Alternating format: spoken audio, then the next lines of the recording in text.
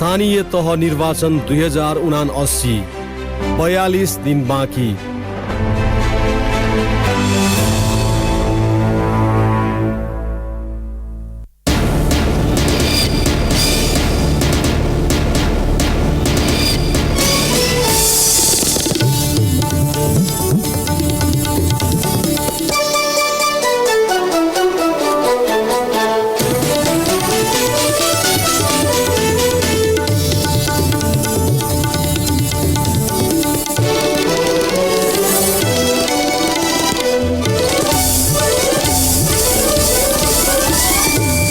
प्रधानमन्त्री देउवा भारतको 3 दिने औपचारिक भ्रमणका लागि आज दिल्ली जानुहुँदै भारतीय विदेश मन्त्री एस जयशंकर र राष्ट्रिय सुरक्षा सल्लाहकार अजित डोवलले देउवासँग आजै भेटवार्ता गर्दै स्थानीय निर्वाचनका लागि मतपत्र आजदेखि छापिने, वैशाख तेस्रो सातासम्म छपाइसक्ने निर्वाचन आयोगको तयारी।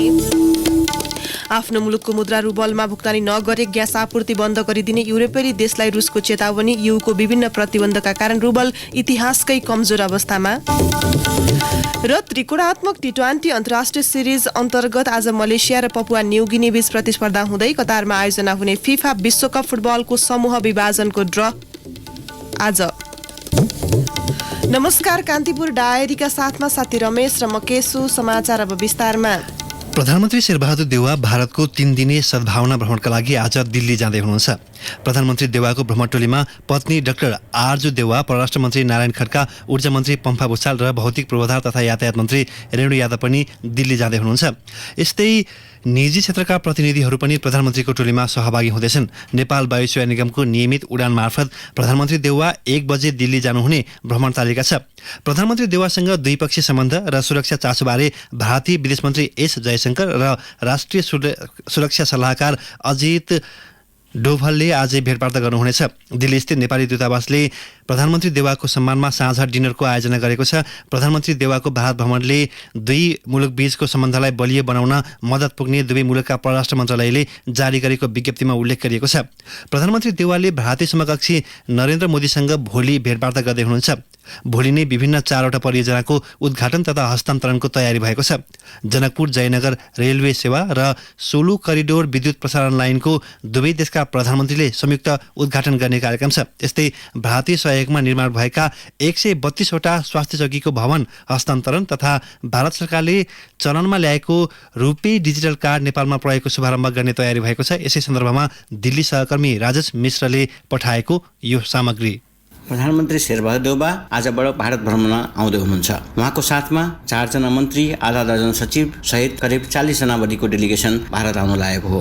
त्यहाँ चाहिँ पहिलो भेट नै भारतका विदेश मन्त्री एस जयशंकरसँग प्रधानमन्त्रीजीको हुँदैछ। त्यसपछि भारतका राष्ट्रिय सुरक्षा सल्लाहकार अजित डोभालसँग भेटको सम्भावना पनि रहेको छ। आजै प्रधानमन्त्रीज्यू भारतको सत्तारूढ पार्टी भारतीय जनता पार्टीको केन्द्रीय कार्यालय पुग्नुहुनेछ। त्यहाँ भाजपाका राष्ट्रिय अध्यक्ष जेपी नड्डाले प्रधानमन्त्रीज्यूको स्वागत तथा सम्मान गर्ने कार्यक्रम बनाइएको छ। भाजपाको अत्याधुनिक भवन र अत्याधुनिक पूर्वाधारहरू सहितको एउटा भवन बनाइएको छ। त्यसको अवलोकन भ्रमण पनि प्रधानमन्त्रीले गर्नुहुनेछ र भाजपा कार्यालयको भ्रमणलाई अति महत्त्वका साथ हेरिएको छ। पार्टीगत तहमा नेपाल भारत बीचको पार्टीगत तहमा सम्बन्धहरू कमजोर छन्। विगतमा परम्परागत रूपमा कांग्रेस र यहाँ भारतको कांग्रेस आई बीच सम्बन्ध थियो, तर त्यो सम्बन्ध पनि कमजोर भइसकेको स्थिति छ र कांग्रेस आई अहिले भारतको संस्थापनमा सत्तामा छैन। त्यस अवस्थामा भाजपासँगको कांग्रेसको सम्बन्धलाई महत्त्वपूर्ण ढङ्गले हेरिँदैछ र दुई पार्टी बीचको सम्बन्ध बलियो हुँदै जाँदा नेपाल भारत बीचको सम्बन्ध पनि त्यसलाई थप टेवा पुर्याउने आशा गरिएको छ र प्रधानमन्त्रीज्यू आज राति दिल्ली स्थित नेपाली दूतावासले गर्ने रात्रि भोजमा पनि सरिक हुँदै हुनुहुन्छ र भोलिको लागि महत्त्वपूर्ण कार्यक्रमहरू तय गरिएको छ। मुख्य आकर्षणको कार्यक्रम नै भोलि छ। भोलि प्रधानमन्त्री शेरबहादुर देउवाको भारतीय समकक्षी नरेन्द्र मोदीसँग भेटघाट हुँदैछ। हैदराबाद हाउसमा 2 जना प्रधानमन्त्री बीच छुट्टा छुट्टै र डेलिगेसन लेभलमा वार्ताहरू हुनेछन् र यस भ्रमणलाई विशेष राजकीय भ्रमणको रूपमा लिएको छैन। त्यसकारणले यस भ्रमणमा महत्त्वपूर्ण खालका सन्धि सम्झौता पनि हुने छैनन्, तर भारतको सहयोगमा नेपालमा चलिरहेका केही परियोजनाहरूको शुभारम्भ हुनेछ। जस्तो कि जनकपुर नगर रेलको उद्घाटन दुईटा प्रधानमन्त्रीले गर्दै हुनुहुन्छ। त्यस्तै सोलुमा निर्माण भएको भारतको सहयोगमा निर्माण भएको विद्युत प्रसारण लाइनको पनि शुभारम्भ हुँदैछ। यस्ता केही कार्यक्रमहरू त्यहाँ शुभारम्भ गर्ने सम्भावना रहेको बताइएको छ र प्रधानमन्त्रीजीको मोदीजीको भेट पछाडि एउटा दुई देश बीच एउटा विश्वासको वातावरण बन्ने अपेक्षा गरिएको छ। पछिल्लो केही वर्षता नेपाल भारत बीच कतिपय उतार चढावहरू भएका छन् र उच्च तहमा भेटघाट नै नभएको धेरै भइसकेको छ। कुनै पनि नेपालका प्रधानमन्त्रीले भारत भ्रमण गर्न लागेको यो 4 वर्षपछि हो र भारतको तर्फबाट पनि पछिल्लो समयमा भ्रमणहरू भएका छैनन्। त्यसैले उच्च तहमा यो भ्रमणले जुन एउटा सङ्कटहरूकै घटनाक्रमले विकास गरेका छ त्यसलाई घटाउने मद्दत गर्ने अपेक्षा भारतका बुद्धिजीवीहरूले पनि राखेका छन् र नेपालतर्फबाट पनि त्यस्ता प्रतिक्रियाहरू आइरहेको छ। भ्रमणको तेस्रो दिन प्रधानमन्त्री बनारस पुग्नुहुनेछ र बनारसमा प्राचीन र ऐतिहासिक मन्दिरहरूको दर्शन गरेर उहाँ काठमाडौँ फर्किनुहुन्छ र यस अवधिमा दिल्ली बसाइरहँदा प्रधानमन्त्रीज्यूले यहाँका उद्योगी व्यापारीहरूसँग पनि अन्तर्क्रिया गर्ने कार्यक्रम रहेको छ। स्थानीय तह चुनावका लागि निर्वाचन आयोगले आजदेखि मतपत्र छपाई गर्ने भएको छ। हिजो प्रमुख निर्वाचन आयुक्त दिनेश थपलिया नेतृत्वको टोलीले जनक शिक्षा सामग्री केन्द्रको छापाखानामा मतपत्र छपाई प्रक्रियाको निरीक्षण गरेसँगै आजबाट नमुना मतपत्र छाप्न शुरू गर्ने आयोगका प्रवक्ता शालिग्राम शर्मा पौडेलले बताउनुभयो। स्थानीय तह निर्वाचनका लागि 1,77,33,723 जना मतदाता रहेका छन्। कुल मतदाताको संख्याको 10% बढी 2 करोड मतपत्र छापिन लागेको हो। विगतका निर्वाचनमा मतदाताको 15% सम्म मतपत्र छापिँदै आएको थियो। निर्वाचनमा 23 प्रकारको मतपत्र हुने आयोगले जनाएको छ। छपाई प्रक्रिया वैशाख 20 सम्म टुङ्ग्याइने आयोगको कार्यतालिका छ। सबैभन्दा ठूलो मतपत्र काठमाडौँको हुने आयोगले जनाएको छ। काठमाडौँमा राष्ट्रिय मान्यता पाएका सहित 46 र बढीमा 10 जना स्वतन्त्र उम्मेद्वार हुने अनुमानका आधारमा 56 लहरको मतपत्र हुने प्रवक्ता पौडेलले बताउनुभयो। यस्तै मनाङ र मुस्ताङमा सबैभन्दा सानो मतपत्र हुने जनाइएको छ। ती जिल्लामा निर्वाचनमा सहभागी हुने दल 5 वटा मात्रै छन्। चैत कृष्ण औँसीका अवसरमा काठमाडौँ उपत्यकामा आज घोडे जात्रा पर्व मनाइँदैछ। जात्राको अवसरमा नेपाली सेनाले काठमाडौँको टुँडीखेलमा आज विशेष कार्यक्रम गर्दैछ।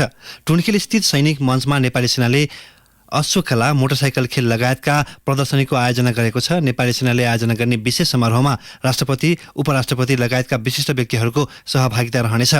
परापूर्वकालदेखि उपत्यकाको बस्तीमा राक्षसले बालबालिका खाइदिने तथा विभिन्न दुःख दिने गरेको र सो राक्षसलाई घोडाको टापले कुल्चिएर मारेको किंवदन्ती अनुसार यो जात्रा मनाउन थालिएको हो।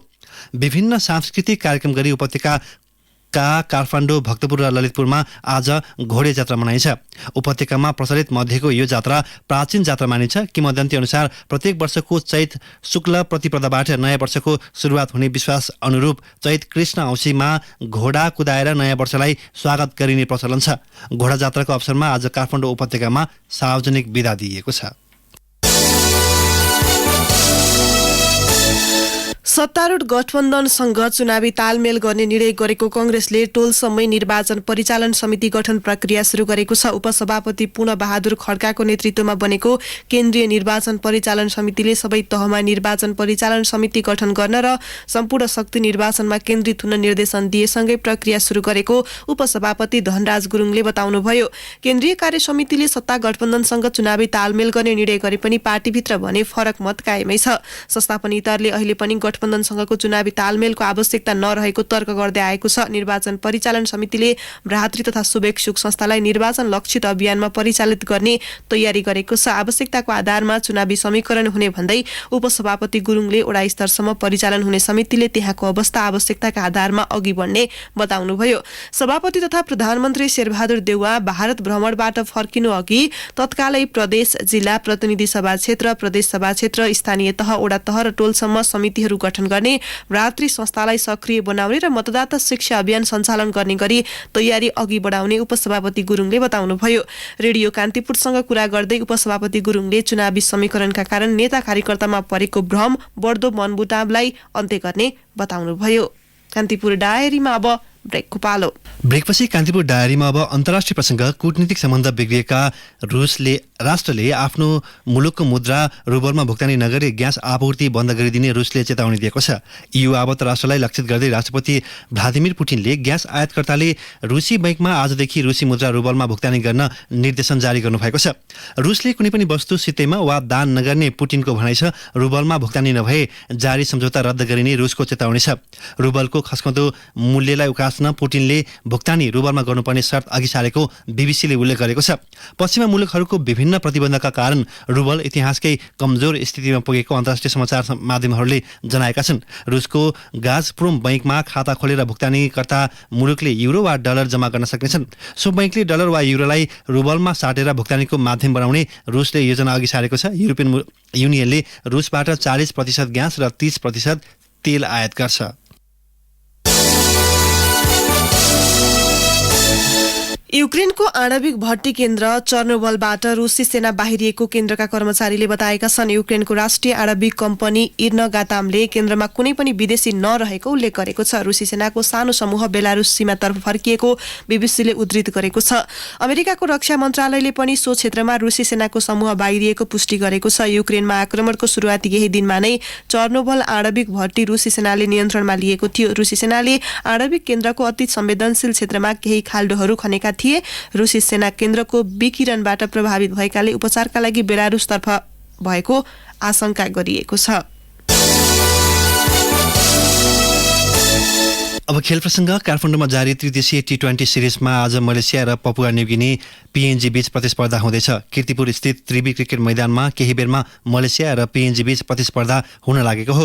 हालसम्म खेलेका सबै खेल हारेको पीएनजी उपाधि होडबाट भने बाहिरिएको छ। मलेसियाले जारी सिरिजमा पीएनजीमाथि 8 रनको जित निकालेको थियो। मलेसियाले खेलेका 2 खेलमा 1 मा हार र 1 मा जित निकाल्दै तालिकाको दोस्रो स्थानमा छ।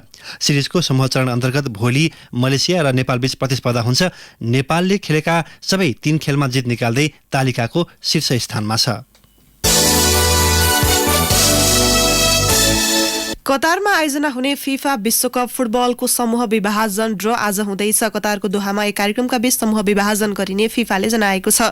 विश्वकपका लागि 29 राष्ट्र छनौट भइसकेका छन्। अब 3 राष्ट्र छनौट हुन बाँकी रहेको छ। फिफाले विश्वकपमा सहभागी हुने 32 राष्ट्रलाई वरियता क्रममा राखेर ड्र गर्नेछ। कतार विश्वकप आगामी नोभेम्बर 21 देखि डिसेम्बर 18 सम्म आयोजना हुनेछ।